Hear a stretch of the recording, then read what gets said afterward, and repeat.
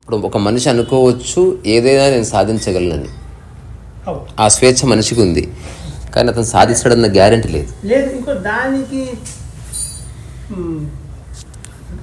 ఒకటి సాధించాలంటే ఎన్నో రకాల పనులు ఉంటాయి, దానికి బేస్ ఏంటిదో అది తెలిసి ఉండాలి కదా. ఇప్పుడు ఇంకొక గమ్మత్తైన విషయం, ఏదైతే నువ్వు సాధించాలనుకుంటున్నావో అది నీ పరిధిలో ఉంటే అది సాధించినట్టు కాదు. ఇప్పుడు నేను అనుకుంటున్నా ఒక కుండ కొనుక్కోవాలి, అది నా పరిధిలో ఉంది, తద్వారా నేను సాధించేది ఏం లేదు. ఒక ముఖ్యమంత్రి కొడుకు అనుకుంటున్నాడు నేను ఎమ్మెల్యే టికెట్ తెచ్చుకోవాలి, అవసరం లేదు డాడీ అంటే ఇచ్చేస్తాడు. అదే కామన్ మ్యాన్ నేను ఎమ్మెల్యే అవ్వడమే నా జీవితం, దాన్ని తప్పకుండా సాధిస్తా అంటే ఇప్పుడు తన పరిధిలో లేని దాని గురించి ఆరాటపడితే అది జరగకపోవచ్చు. ఒకవేళ జరిగినా నువ్వు దాన్ని అనుభవించవు, బికాజ్ అందులో చాలా ఒత్తిడి ఉంది, స్ట్రెస్ ఉంది, నువ్వు చాలా సమయాన్ని కోల్పోయినావు. ఇప్పుడు నువ్వు అనుభవించాలనుకుంటూ ఆ తరహా మానసిక స్థితి ఉండదు. రమణ తాత ఎవరు? సాధించేది లేదు, కోల్పోయేది లేదు, ఉన్నది అనుభవించడానికి ఇవే ఒక్కర్లేదు. ఉన్నది ఆల్రెడీ బాగుంది, అది అత్యున్నతమైనది. మనిషి సాధించాలనుకున్నవన్నీ కూడా సూపర్ఫిషియల్ విషయాలే. ఏవైతే మనం సాధించాలని అనుకుంటున్నామో, నాకు టీ వద్దు నేను భోజనం చేస్తా, సో ఏవైతే మనిషి సాధించాలనుకుంటున్నాడో అతనికి బాహ్యంగా ఉన్న విషయాలే. సో అంతరంగ విషయాలు ఎమ్మెల్యేకు, ప్రధానమంత్రికి, జిఆర్ స్వామికి, శంకరాచార్యకు, మీకు, నాకు, పిట్టకు, ప్రాణికి అన్న ఒకటే. అక్కడ సాధించాలి లేవు. నేను ఏదేమైనా సాధిస్తాను, అందరికంటే ఆకలి ఎక్కువయ్యే స్థితిని సంపాదిస్తాను, కుదరదు. అది అందరికంటే ఎక్కువ నిద్రపోతా, కుదరదు. నిద్ర నీకు సరిపోయిన తర్వాత నిద్రపోలేవు. నువ్వు మెలకు వచ్చేస్తుంది, నువ్వు పడుకుంటావు అంతే, ముసుగుదాన్ని. నిద్రపోవడం అనేది నీ చేతిలో లేదు. అందుకని అక్కడ సాధించడం అని లేనే లేదు. ఏది నీ చేతులు లేదో అది నువ్వు అనుభవిస్తావు, ఏది నీ చేతుల్లో ఉందో అది అనుభవిస్తావు. నిద్ర నీ చేతులు ఉంది, అనుభవించడమే. ఏది నీ చేతిలో లేదో అది నువ్వు సాధించాలని ట్రై చేస్తావు. నీ దగ్గర లేదు కాబట్టి ఇదంతా. ఇప్పుడు ఒక మనిషి ఎమ్మెల్యే కావాలనుకుంటున్నాడు, ఒకవేళ దేవుడే ఉండి అయిపోయినపో అన్నాడు, కట్ చేస్తే అసెంబ్లీలో ఉన్నాడు. అతనికి బెంజ్ కార్ కావాలనిపించింది, వచ్చేసింది తీసుకో అన్నాడు. ఆ తర్వాత అతనికి గోల్డ్ డైమండ్ రింగ్ కావాలనిపించింది, వచ్చేసింది తీసుకో అన్నాడు. ప్రపంచంలో బెస్ట్ హీరోయిన్సో లేకపోతే అందమైన అమ్మాయిలో ఒకవేళ అబ్బాయి అయితే వాళ్ళని అనుభవించాలనుకున్నాడు, క్షణంలో పక్కకు వచ్చి వాలారు. ఇప్పుడు నెక్స్ట్ అతను ఏం చేస్తాడు? ఏం చేయలేడు, బోర్ వస్తుంది. నువ్వు అనుకున్నది నీకు సాధ్యం అయితలేదు కాబట్టి నీకు జీవితం పట్ల ఆసక్తి ఉంది. దీన్ని ఏమన్నారంటే ఎరోస్ అన్నాడు సిగ్మండ్ ఫ్రాయిడ్. ఎరోస్ అంటే జీవేచ్ఛ, జీవించాలన్న ఇచ్చ ఎందుకు కలుగుతుంది? నువ్వు జీవించడానికి ఏవేవి అవసరం అనుకుంటున్నావో అవి నీ లైఫ్లో లేని కారణంగా.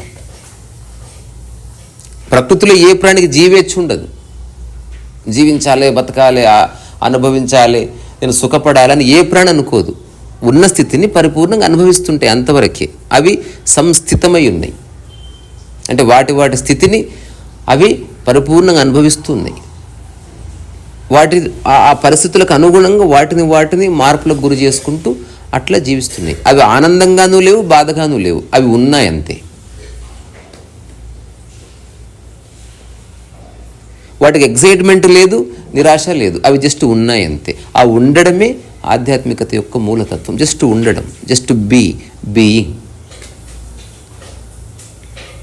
అదే నువ్వు సాధించాలనుకుంటున్నావు, నీకు బాహ్యంగా ఉన్న వాటిని ఎన్ని సాధిస్తావు? నేను ఒక జోక్ విన్నా, మీరేం సాధించారు? 5 మంది కూర్చొని మాట్లాడుకుంటున్నారు. సో 5 ఆడవాళ్లే. నేను ఐఏఎస్ అవ్వాలనుకున్నాను, ఆడవాళ్ళు ఐఏఎస్ అవ్వరు, అది సాధించాలనుకున్నాను, సాధించాను. తర్వాత మీరేం సాధించారు? నేను ఆస్ట్రోనట్ అవ్వాలనుకున్నాను, ఆస్ట్రోనట్ కోర్స్ తీసుకున్నాను, త్వరలో నేను వేరే గ్రహం మీదకి వెళుతున్నా, సాధించాను. మరి మీరేం సాధించారు? ఒక కొత్త కంపెనీ పెట్టి 1,000 కోట్ల టర్న్ ఓవర్తో సాధించాలనుకున్నా, సాధించగలిగాను, 15 ఏళ్ళు పట్టింది. 4వ ఏడందంటే మీరేం సాధించారు? పెళ్లి చేసుకున్నాను, నా భర్తను సాధిస్తూ ఉన్నాను అన్నట్టు. ఓకే, బతకథ. మీవన్నీ అటు ఇటు అయితే నాది ఎప్పటికి పోదు.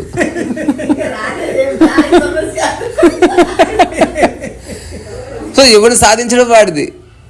అంటే ఏది బాహ్యంగా ఉందో దాని మీద ఆధిపత్యం కోసం లేని దాన్ని నీ లైఫ్లోకి ఆహ్వానించి దాన్ని అట్లే నిలబెట్టుకోవాలన్న తాపత్రయంలో ఈ సాధింపడాలు బయలుదేరితే సాధించుకోవడం. అదర్వైజ్ ఇప్పుడు నేనేం సాధించాలనుకోవట్లే, అయినా సాధింపబడుతుంది.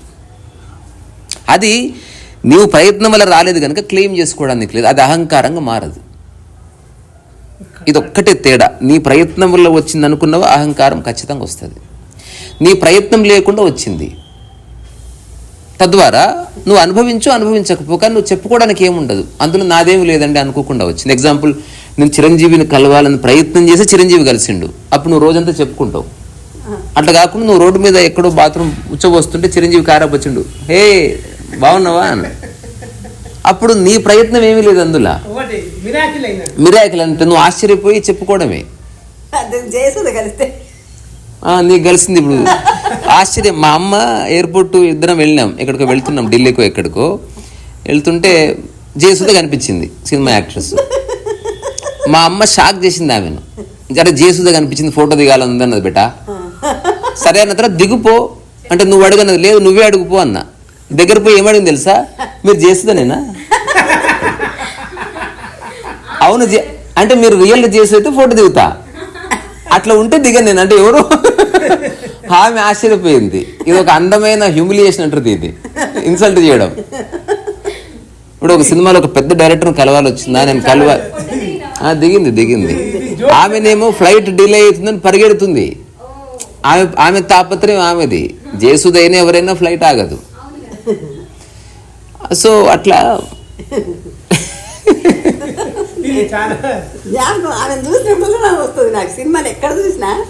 సో మనం ఈ కాంటెక్స్ట్ చెప్పుకొని ముగిద్దాం. సో నీ ప్రయత్నం వల్ల ఏదైనా సాధిస్తే అదే అప్పుడు నువ్వు చెప్పుకోవడానికి ఉంటుంది, ఈగోగా మారుతుంది. నీ ప్రయత్నం లేకుండా అది వచ్చింది అనుకో, వస్తే నువ్వు దానికి అర్హుడివే. నీ ప్రయత్నం లేకుండా వచ్చింది, అప్పుడు నువ్వు దాన్ని అనుభవించకపోతే చెప్పుకోవడానికి ఉండదు. అది నేను కోరుకుంటే వచ్చింది నేను అని చెప్పుకోవడానికి లేదు, నువ్వు ప్రయత్నమే లేదు. ఇప్పుడు అంతెందుకు, మనకు చాలా సినిమాల్లో ఈ సన్నివేశాలు కనిపిస్తాయి. రామదాస్ లాంటి వాడిని జైల్లో వేస్తే సాక్షాత్తు దేవుడే వచ్చి కాసేపు ఉండిపోతాడు.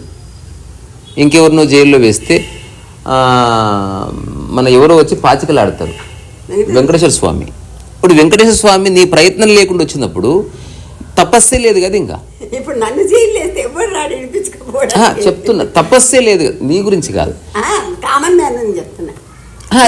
అంటే నువ్వు ఏమీ ఆశించకపోయినా సాధించబడేవి నువ్వు సాధించబడుతూనే ఉంటాయి, కానీ నువ్వు క్లెయిమ్ చేసుకోవడానికి ఉండదు. కాబట్టి ఇప్పుడు రమణ మహర్షి ఏనాడు ఆశ్రమం పెట్టాలనుకోలే, ఏనాడు ప్రపంచవ్యాప్తంగా గొప్ప గురువు అవ్వాలనుకోలే, ఏనాడు 1000 మంది నేను ఇన్స్పైర్ చేస్తాను నా స్పీచ్లతో అనుకోలే. తను ఎట్లా ఉన్నాడు అట్లే ఉన్నాడు, అట్లే కూర్చుని అట్లే మాట్లాడు.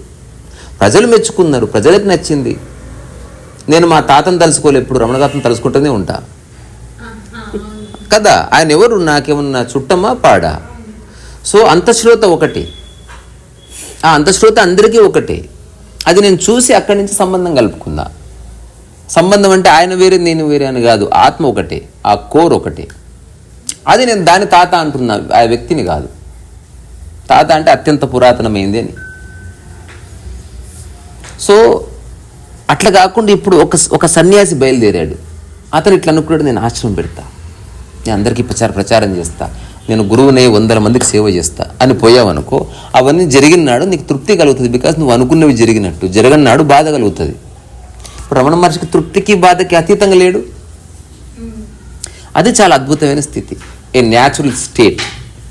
తద్వారా నువ్వు ఆనందపడేది లేదు, బాధపడేది లేదు.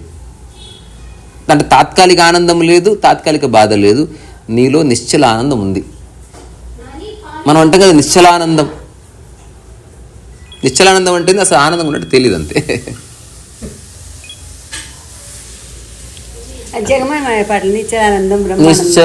నిశ్చలానందం అంటే ఆనందం నిలిచిపోయింది, తద్వారా నువ్వు గంభీరంగా ఉన్నావు అన్నమాట. అంటే నీవు అతిగా ఎగిరిపడ్డం లేదు, నిరాశపడి కింద పడ్డం లేదు, ప్రశాంతంగా ఉన్నావు అన్నమాట. ఏమీ లేదు అసలు. సో సాధించడం అనేది 2 ప్రక్రియలు ఉందనేది ఈరోజు మనం చెప్పుకున్నది. ఇప్పుడు నేను రెండోది ఎంచుకున్నాను అనమాట. ఎంచుకోవడం కూడా భాష ప్రకారమే. అంటే నాకు సాధ్యమైంది చేస్తా, సాధింపబడేది సాధింపబడుతుంది, దానికి నా ప్రయత్నం అక్కర్లేదు. ఇప్పుడు నా మార్గంలో కిషన్జీ కలిసినా ఒకటే, మా అమ్మున్నా ఒకటే, ఇప్పుడు అనుకోకుండా నా బిడ్డ కలిసినా ఒకటే, రేపు ఎవరో పెద్ద సెలబ్రిటీ వచ్చినా నాలో ఏ వ్యత్యాసం ఉండదు. గొప్పవాడు వచ్చాడని ప్రపంచం దృష్టిలో ఎగిరిపోయేది లేదు. ఇప్పుడు ప్రపంచం ప్రకృతి అనే పరిభాషలో నాకు ఎట్లా అడ్రస్ చేయాలో అర్థమైంది. ఇప్పుడు నా ఎదురుగా ఒక పెద్ద సెలబ్రిటీ వచ్చాడు అనుకో, నేను చెప్తా ప్రకృతి పరంగా నువ్వు నేను ఒకటే. తద్వారా నీకు ఏ స్పెషల్ ఇంపార్టెన్స్ ఇవ్వబడదు, నాకే స్పెషల్ ఇంపార్టెన్స్ వద్దు. ఇది పక్కన పెడితే ప్రపంచం పరంగా నువ్వు చాలా గ్రేటు. సో ప్రాపంచికమైన మీటింగ్ అయితే మిమ్మల్ని గొప్పవాడిగా చూస్తూ మీతో మాట్లాడతా. ప్రకృతి పరంగా మీట్ అయితే ఇద్దరం హాయిగా నేల మీద కూర్చొని చిన్నపిల్లలా మాట్లాడుకుందాం.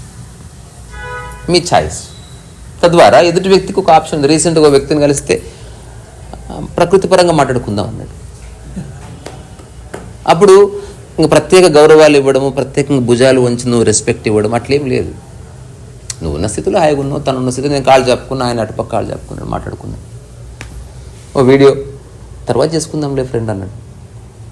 మళ్ళీ మంచి టైం తీసుకొని చేసుకుందాం, నేనే మీ ఇంటికి వస్తాను అన్నాడు. సరే ఓకే, మళ్ళీ నేను పోతా అంటే పోతాను. ఇదేంది అట్లా కాకుండా నువ్వు ఒక సెలబ్రిటీ గొప్పవాడు అంటే ఇట్టెట్లుంటుంది?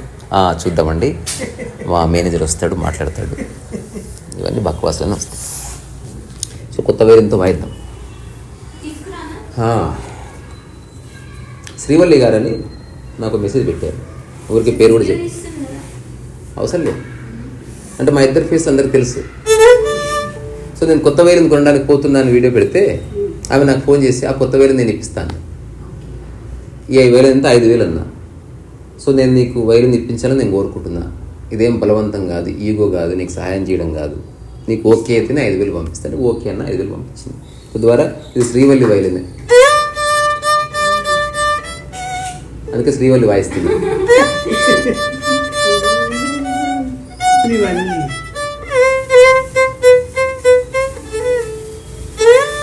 శ్రీవల్లి వాయిస్తుందంటే శ్రీవల్లి రాగం అనుకుంటాం. శ్రీవల్లి పాట అందరికి తెలుసు, శ్రీవల్లి అంటేనే పాట. రాగలు ఎవరికి తెలిసే? శ్రీవల్లి రాగం ఉందా? లేదు కదా.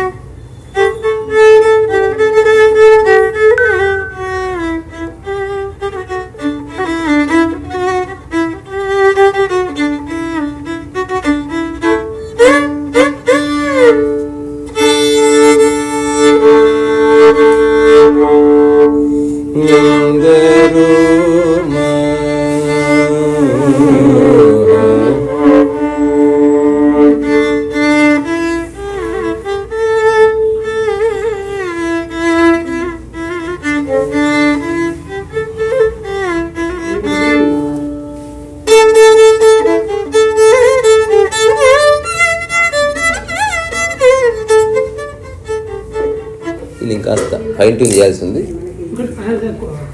కొత్త వైద్యులు సౌండ్ అంటే మనం వాయించి కొంత చేయాలి. అవును అవును. శుద్ధ తరంగాలు అనేది అంతా. సో ఈరోజు చాలా కాలం తర్వాత కిషన్జీ ఉన్నాడు నాతో చర్చలో. అలాగే నా బిడ్డ సునీత, మా అమ్మ జానకమ్మ గారు, రీసారస వయసు.